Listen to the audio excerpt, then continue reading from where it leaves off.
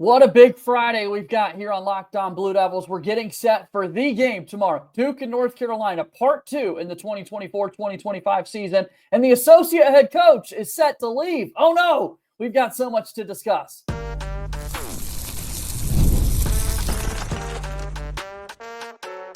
You are Locked On Blue Devils, your daily podcast on the Duke Blue Devils. Part of the Locked On Podcast Network, your team every day.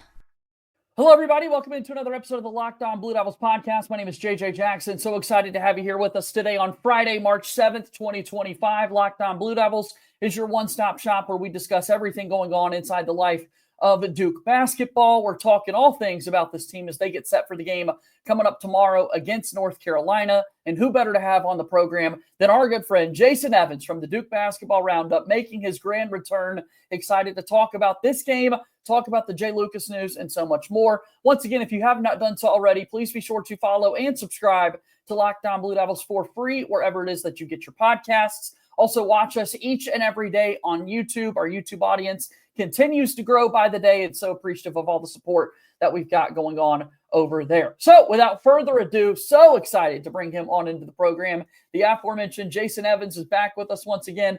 And Jason, my friend, we've got quite a team that we've been watching all season long for Duke, and hopefully not too many distractions set to take place as Duke really starts their championship hunt. I hope you're doing well. I am doing well. Distractions, you mean like if the associate head coach leaves the program?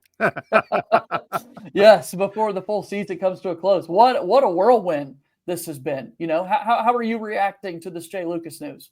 Well, I've spoken to some sources close to the team, and people have explained to me that Miami made something very, very clear to Jay. They said, look, buddy, our season ends on Saturday. Win or lose, no matter what happens, we're not making the ACC tournament. It's been a disaster of a year. I can't believe that we are in this spot after having been in the Final Four just 2 years ago. Sure. And they said, our season ends on Saturday. And frankly, on Sunday, we want to start planning for next year. We want a coach in place. We want to start looking at which of these players come back. We want to start looking at who we get and who we target in the portal, all that kind of stuff. Our season starts. Our next season, our next head coach needs to be in place. And I've been told that even though Jay said, I'd really like to stick with Duke, I want to be around the Blue Devils for this postseason run. Yeah. That Miami sort of said, dude, you're either here or you're not. And if you're Jay Lucas, who's had a very long and very successful assistant and associate coaching career, but has never been a head coach, and you are now being offered a pretty high tier power conference head coaching job at a program that is willing to put some serious money into, your NIL effort. I don't know. You can't turn it down. And I understand why he made the choice. I think he didn't have much choice in this matter. And I don't begrudge it at all. Would I rather he be with the program? Hell yeah. Yeah. But I don't think this is hugely detrimental. There's not a ton of coaching that's still happening at this point. These guys kind of know what they're doing by March. And I wish Jay all the luck in the world. And last thing, and I go on and on. You know me. I'm terrible. Absolutely. I keep on hearing from people who are like, is he going to try and take the boozers with him? Is he going to try and poach any of Duke's recruits? People. John Shire put out a video this morning talking about how much he loves Jay Lucas and that they are best friends and, all this other kind of stuff. Do you actually think that Jay Lucas is going to Miami to steal recruits away from Duke? No, It's not happening. Now, in the future, Duke and Miami can go head to head and Jay will use every piece of ammo he can. More power to him. That's how it works. But there is no way. There's no way. I don't know. Yeah, I don't know, Jason. I hear their pickleball matchups are quite testy these days, talking about all the games that they've had head-to-head. But, I know that that's something that everybody immediately wants to jump through. My big thing here is talking about X's and O's and what it means for this team and looking at the defense that Duke has been so great throughout the season. Yes, in a perfect world, it'd be awesome to have Jay Lucas there because if there is a collision course with some of these top offenses in the sport. I'd much rather have Jay Lucas be there for part of these game planning conversations and that sort of thing. However, an assistant coach has never won a national championship. They've never made a shot in a title game. They've never done those actual things that your players have to do. At the end of the day, if Duke is going to hang the sixth banner this year, it's not Jay Lucas. It's the 5 guys that would be on the floor playing for Duke. That's what I have to keep reminding myself, because I'm like everybody. I freak out a little bit. I just have to tell myself to calm down, because once again, the assistant coach has never scored buckets in the big time games when you need it most. It's the player's responsibility to go out there and do it. Yeah. We need say nothing more about this other than we wish Jay Lucas all the best, and the John Shire coaching tree begins to sprout. Yeah. Jay Lucas also has some John Calipari, some Shaka Smart, some Rick Barnes in his coaching tree. He played in college for Billy Donovan. I mean, this is a guy who a lot of storied coaches around him, but the immediate sprout comes from John Shire's coaching tree. And now he stays in a conference. We'll have as you said, a couple of head-to-head matchups set to come in the years there. So X's and O's wise, I mean, when you look at the Duke team defensively, is it further down in the tournament that you think maybe that would be nice to have him when you're going up against those top offenses, or what do you think? I mean, of course. Yeah. Jay Lucas is a really bright guy. There's a reason that John Shire elevated him very quickly to be associate head coach. There's a reason John Shire put him in charge of the defense. You would love to have his expertise. I don't know that I don't know enough about the way the coaches work on this staff, the relative strengths that they have outside of, what you hear rumored about. This guy's a recruiter, this guy's a scout, that kind of thing. I don't know enough about all of that, nor do I know enough about how much of a final decision-making kind of role John Shire plays compared to the other guys to have a good sense of how much this affects Duke. If Duke doesn't win the national title, are we going to look back and go, oh, if only we'd have Jay Lucas? I don't think so. That doesn't feel like something that would come up. It's also worth noting that to some extent, defense to me tends to be, not that it's always the same, but to me, offense reacts to defense more than defense reacts to offense, at least in my book. And I feel like Jay has already put the defense in play. We know what this Duke team is going to run for the most part defensively. We know why they are so strong on defense, why they're one of the best defensive teams that we've seen at Duke in many years. And I don't know that any of that, I don't know how any of that goes away with Jay Lucas leaving. Okay, well, then we'll get past it. We'll get past the Jay Lucas news. We'll let it to be able to celebrate him. Hopefully we can send him off with a victory over North Carolina and an outright ACC title. I mean, there is still so much on the line with this game in particular. We'll take our quick first break here on the program today and then talk about Duke and UNC when we return. Locked On Blue Devils here today is brought to you by our friends over at FanDuel. That's right. FanDuel is the absolute best place for you to go to get in on the NBA action. There's no better place than America's #1 sports book. With FanDuel, you can place live bets throughout the game. So even if you miss the opening tip-off or want to bet on a fourth quarter comeback, you can stay in on the action. And if you're looking for a bigger payout, you can even combine your live bets into a same-game parlay. I love using FanDuel's live betting feature because it keeps every moment of the game exciting. Right now, new FanDuel customers can bet $150, or they can get $150 in bonus bets if your first $5 bet wins. Once again, you can get $150 in bonus bets if your first $5 bet wins. Just visit FanDuel.com to join today. That's FanDuel.com for your shot at $150 in bonus bets. Make every moment more with FanDuel, the official sports betting partner of the NBA and a proud sponsor of Locked On Blue Devils. Oh, yeah, baby. Let's keep this thing going. I've got Jason Evans here from the Duke Basketball Roundup. We're talking about this Duke game coming up on Saturday against North Carolina. Blue Devils going for the outright title. Beat them by 17 in our place earlier this season. Wasn't that close, dude. Yeah. It was not that close. a blowout. I'm going final margin there being 87-70. What do you see when this game unfolds? We're going to be playing a different North Carolina team than the team we played in Durham a few weeks ago. There's little question about that. I happen to sort the how Carolina has done since the Clemson game.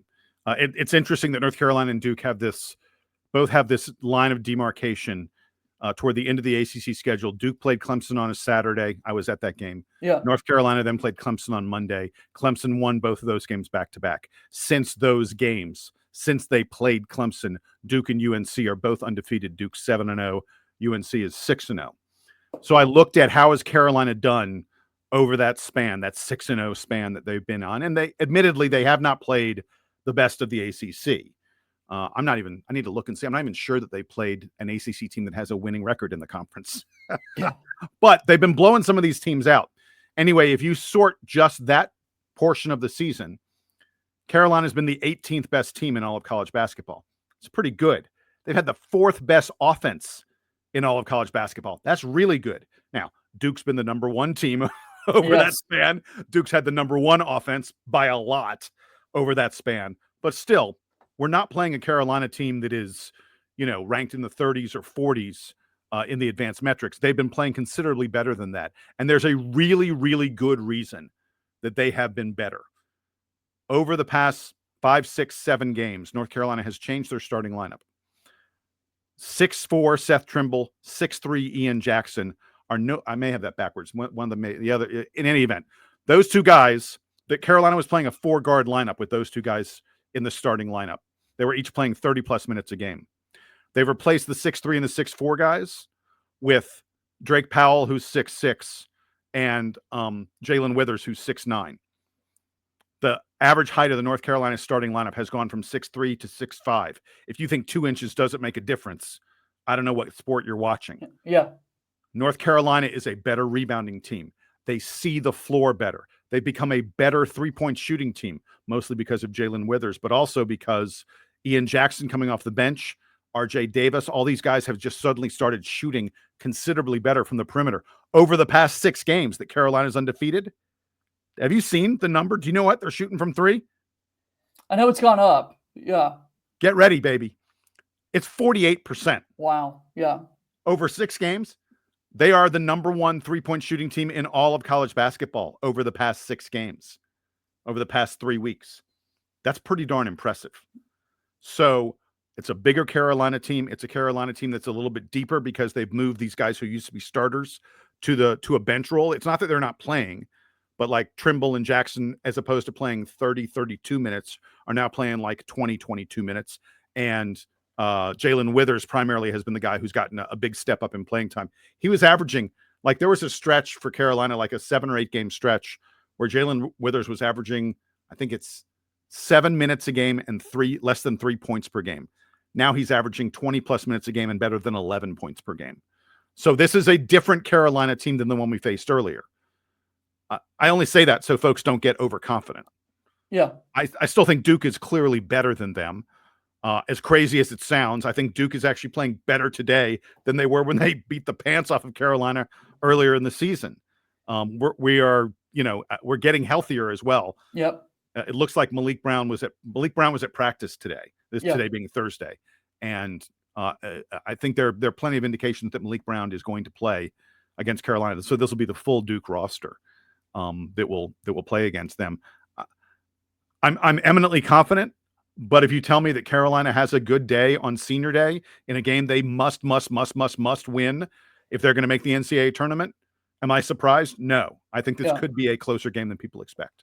Yeah, a day in which RJ Davis is going to surpass Armando Bacot for the most games played in the history of the ACC, recognizing him with what he's been able to do. While you were talking, I was looking at these numbers, and it makes sense because prior to that Clemson game for North Carolina, they're just a 31% 3-point shooting team. Now they're up towards 36. That makes up the swing right there with what you're saying. In 4 of their last 6 games, the Tar Heels have been better of 1.33 points per possession.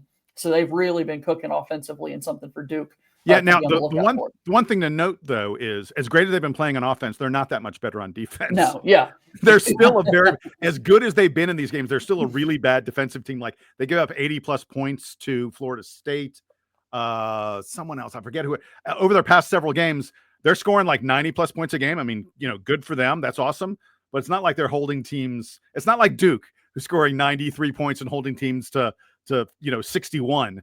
A lot of teams getting to 70 and 80 plus against Carolina, and it's going to be a real challenge for UNC to keep the Duke offense from from getting into the mid to upper 80s, if not the 90s. Yeah, Syracuse also was able to get over 80 against North Carolina. And I was looking here, and you can look at Torvik rankings here, and they've got Duke as the number one offense, North Carolina there at 4. But then you've got to scroll forever to find the Tar Heel defense, whereas Duke's is pretty easy to find towards the top of the entire country with what they've been able to do defensively.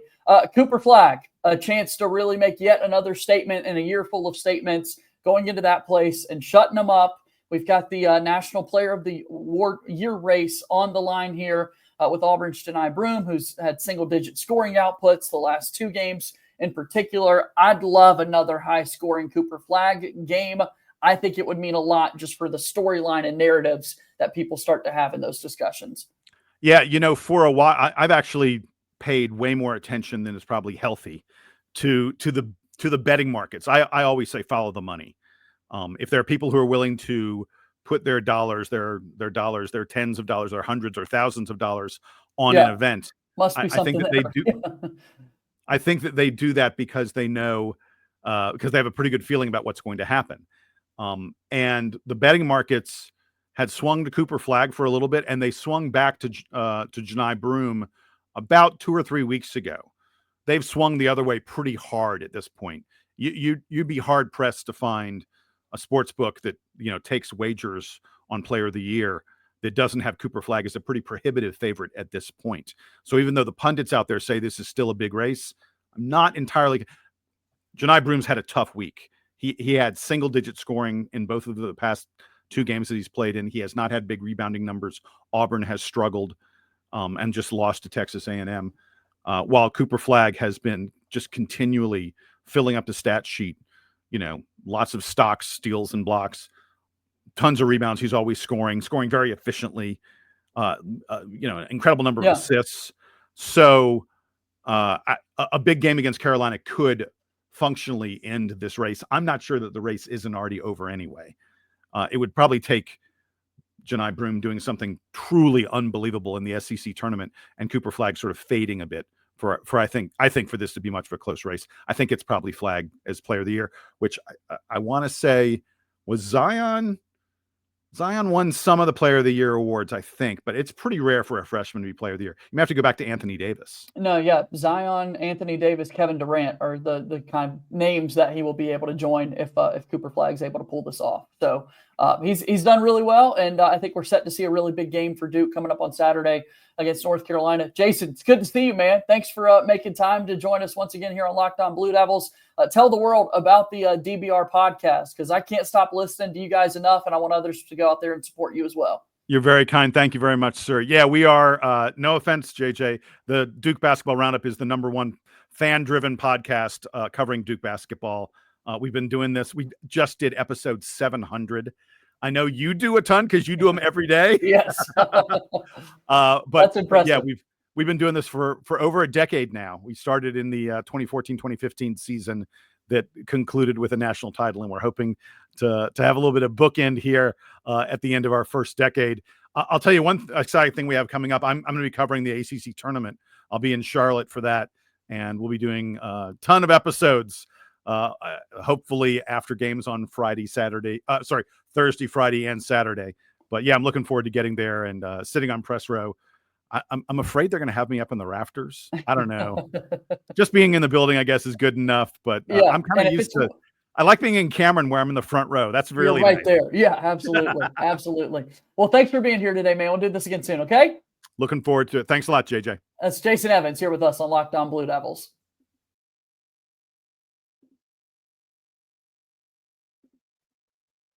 Our show today is brought to you by our friends over at Nissan. We're all about the stats because numbers don't lie.